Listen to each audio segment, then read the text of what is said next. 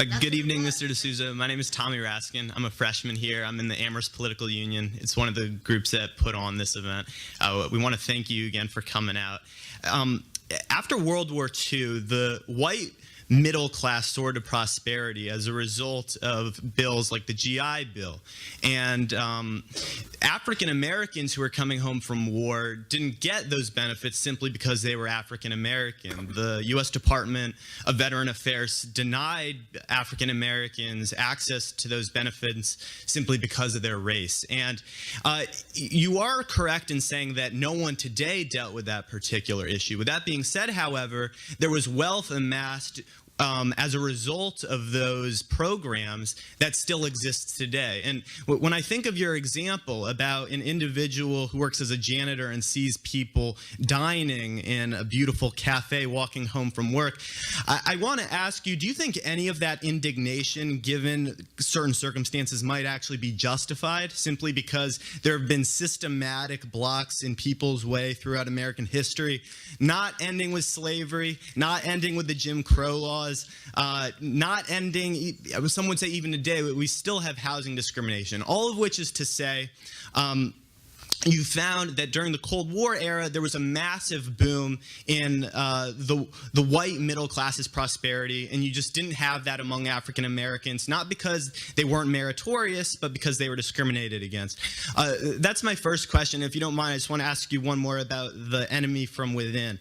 If you look at pages 48 and 49 of the 9/11 Commission report, you find that the reasons as to why there's this torrent of anti-Americanism in the Islamic world has absolutely nothing to do with homosexuality. It's because the U.S. has been over there in Saudi Arabia with U.S. bases in the Arabian Peninsula after the first Gulf War. We instituted sanctions against the Iraqi people, which led to the deaths of thousands upon thousands of people before the U.S. invasion of Iraq. People over there are mad that we've supported despots all throughout the Middle East, like our support for Hosni Mubarak in Egypt. Don't you think that might be a more compelling explanation as to why there's this torrent of anti-Americanism in so many parts of the Middle East? Thank you. Amen. All right. Hallelujah. Well, first of all,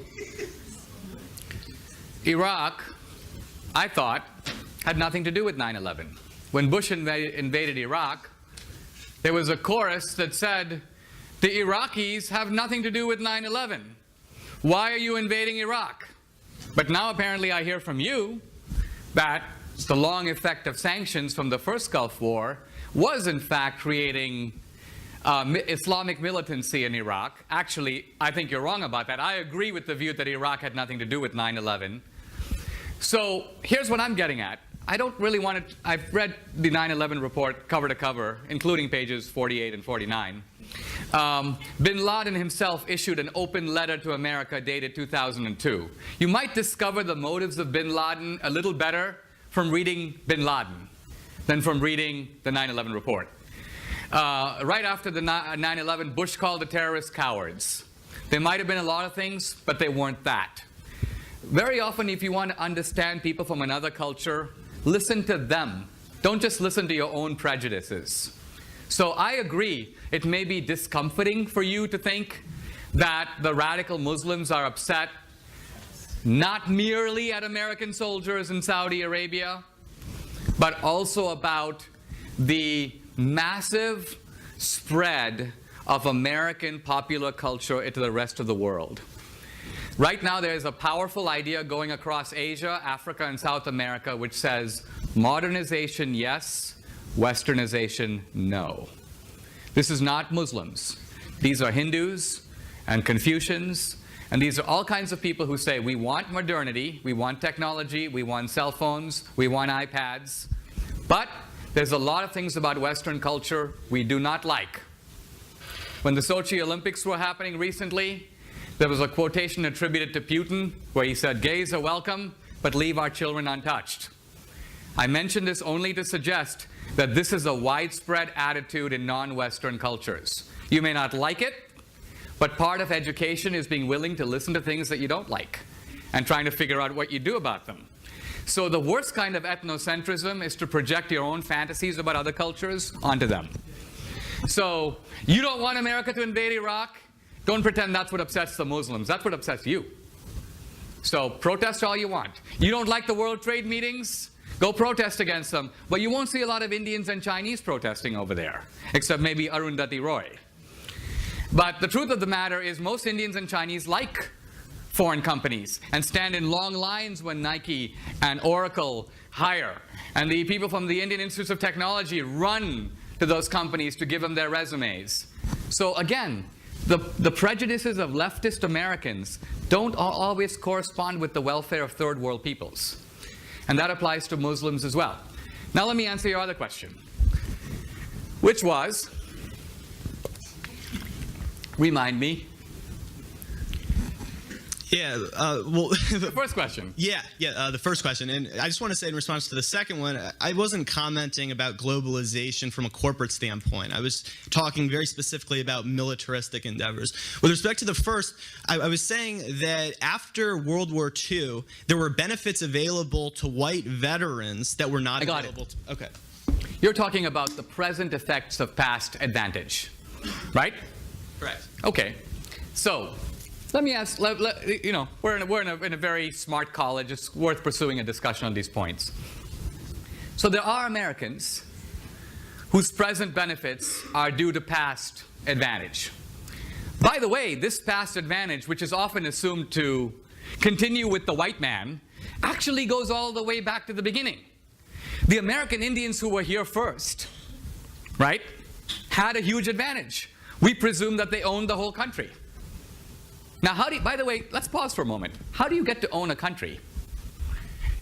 If you have Cain and Abel is a shepherd, and Cain is a farmer, and Cain says, okay, I'm not going to put a fence around the whole world. I own it, because I'm the only guy here. You're a shepherd. And my descendants will now inherit the earth, and anybody who shows up is a usurper. Rousseau says that the first guy who puts up a fence and claims he owns something is a con man. So the American Indians came. They happened to be first. They came in a bunch of tribes. The Navajos who got the land took it from the Hopi or the Pueblo. Their law of the jungle was conquest. That's how they got the land. There's a big fight about the Black Hills that I cover in the film. The Sioux who got the Black Hills took it from the Cheyenne. So when we say, oh, give us the land back, are you going to turn around and give it back to the Cheyenne? Oh, no. It's ours. Really? How come you own it forever now? So what I'm getting at here is history is very complicated. Let me give you an example of India so we can look at this at the level of theory. Okay? India was invaded by the British, and earlier by the Afghans and the Persians and the Mongols. So you have all these successive invasions, right? Are you actually saying that you believe in a rule of social justice today that says globally, let's look at this as a global rule of justice. I'm going to figure out whose ancestors did what to whom, and I'm going to return goods that were illicitly taken from the beginning to the people who had it originally. Do you believe that that's a viable way to organize our society?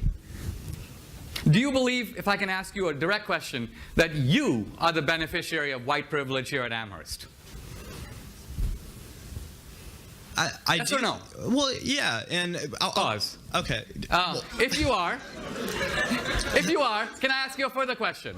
Oh, okay, yeah, but I don't just say it in a I don't say it in a self-flagellating and self-aggrandizing way. Hold on. Okay, go on. You know, I really try not to. I'm simply saying that because you asked me. Really, I view the recognition of one's privilege as an impetus to change things. So I don't just say I have white privilege. I try to help those who have not benefited from such privilege. How? Hold on. Let's pursue this for a moment. You say, this is actually very important because there's a psychology here, right? Well, you see, I'm going to answer your question, but I'm really not trying to attack you. I'm not trying to be provocative. I just find that often, I think the essence of much of this discourse surrounds hypocrisy, and you're trying to demonstrate that I'm a hypocrite. I say I benefit from white privilege, yet I don't actually do anything. But I'm gonna backpedal and say that ultimately I think what the greatest vice is cruelty, and I'm not gonna I don't want to be hypocritical. So to answer your question, I'll start in high school. Do people want to hear this, or do we? Educated. Go ahead. Tell them. Let them know. Look, let me say where I'm going with this, because I think you're... All right, well, Too bad. all of which is to say, it's not like I picked anyone out to help based on the color of their skin, but I was a tutor for people who tended to be low income when I was in high school. I suppose that would be one direct answer to your question, because oftentimes disparate educational opportunities are grounded in disparate economic systems, or systems that produce disparate economic outcomes. So that's one way that I would combat it on an individual level. All right. Here's what I'm getting with this, okay? One of the benefits of a good education of reading people like Nietzsche is you begin to understand how deep the human desire is for moral self-exculpation. Moral self-exculpation. Now, you say, and I didn't say this, you said this, I'm a beneficiary of illicit white privilege, okay? Illicit? Well, isn't all white privilege illicit? Is it deserved? Well, in this current system, there is legality. Illicit means immoral. Okay, then Immoral white privilege. Yeah. Okay. So then if I were to say to you, there are surely many deserving minorities who would like to come to Amherst but have the inherited disadvantage of American history. Therefore, since you are an acknowledged beneficiary of illicit privilege, would you be willing to step aside voluntarily, putting your own moral mouth where your self-proclaimed virtue is, and give your seat, not my seat. I realize you may be super generous with other people's advantages and favor affirmative action, so other white kids who apply to Amherst are turned away to open spaces for minorities. But I'm not talking about you acting out your virtue on them. I'm talking about you acting out your virtue on you.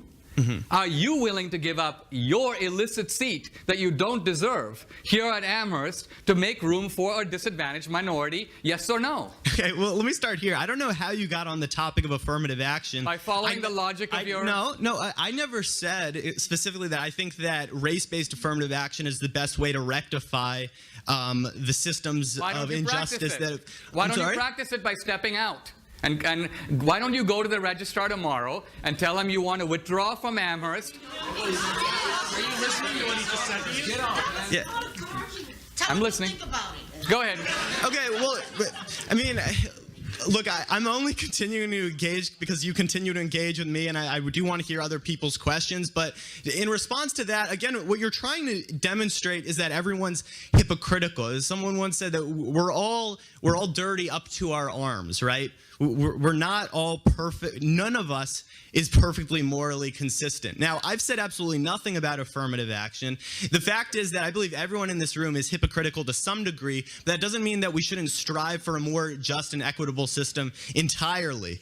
There have been points in my life in which I have given up some of the privileges with which I have been endowed simply because I realized that it wasn't the right thing to do. At the same time, I think everyone needs to survive, and that we understand that we exist in an imperfect system, and that we have to conduct our business in such a way as to not only adhere to our moral standards, but to the standards imposed upon us by the system in which we live.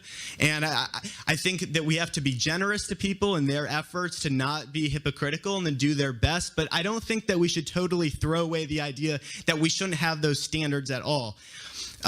So that's my response to you, but I would still like a response to my question regarding the inequity that I talked about with the U.S. Department of Veterans Affairs. That is wealth that is passed down, and it's documentable wealth. The same way that the wealth created, or the wealth stolen as a product of slavery, was also documentable wealth. We have numbers that demonstrate precisely how much wealth was stolen, and that's money that in some way could be given back. Now, if we're saying that it's absolutely impossible to give that money back because it's too hard to trace, we'd have to give money to the African tribes, we'd have to give money to people who no longer exist. That's absolutely fine, but we have to understand that we haven't really come to terms with that injustice that's been perpetrated. And if we are admitting that no one that no one is perfectly entitled to absolutely everything that their ancestors had stolen from them, then we also have to accept that there are people today who benefit from the fact that their parents and grandparents profited from this immoral system. And the way to deal with that is with a social safety net that enables everyone to thrive. I'll leave you there. Yes. Well,